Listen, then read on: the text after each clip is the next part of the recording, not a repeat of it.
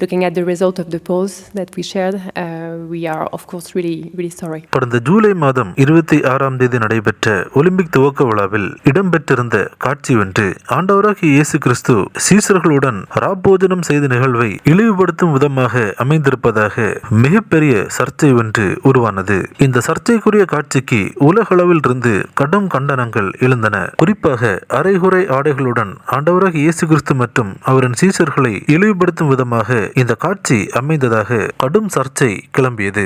அனைவரும் பாரிஸ் ஒலிம்பிக்கை புறக்கணிக்க வேண்டும் என்றும் ஒரு கிறிஸ்தவ நாட்டில் கிறிஸ்தவத்தை இழிவுபடுத்தும் விதமாக நடைபெற்ற இந்த செயல் கடும் கண்டனத்துக்குரியது என்றும் எதிர்ப்பலைகள் எழும்ப ஆரம்பித்தது. ஒலிம்பிக் போட்டி நிகழ்ச்சிகளில் இருந்து எங்களின் விளம்பரங்களை முழுவதுமாக திரும்ப பெறுகிறோம் என்று அமெரிக்காவை தலைமையாக கொண்டு இயங்கும் சீஸ்பேர் நிறுவனமும் பகிரங்கமாக அறிவித்திருந்தது. இந்நிலையில் தற்போது பாரிஸ் ஒலிம்பிக் நிர்வாகம் இதற்காக பகிரங்கமாக மன்னிப்பு கேட்டுள்ளது. செய்தியாளர்களை சந்தித்த பாரிஸ் ஒலிம்பிக்கின் நிர்வாக குழுவின் செய்தி தொடர்பாளரான ஆண்டி டிஸ்காம்பஸ் எந்த ஒரு மதத்தையும் அவமரியாதை செய்யும் நோக்கம் எங்களுக்கு இருந்ததில்லை என்றும் சமூக சகிப்புத்தன்மையை நிலைநாட்டவே நாங்கள் முயன்றோம். இந்த விவகாரத்தில் நாங்கள் குற்றம் செய்திருப்பதாக மக்கள் நினைத்தால் அதற்காக நாங்கள் மன்னிப்பு கேட்டுக்கொள்கிறோம் என்று கூறினார்.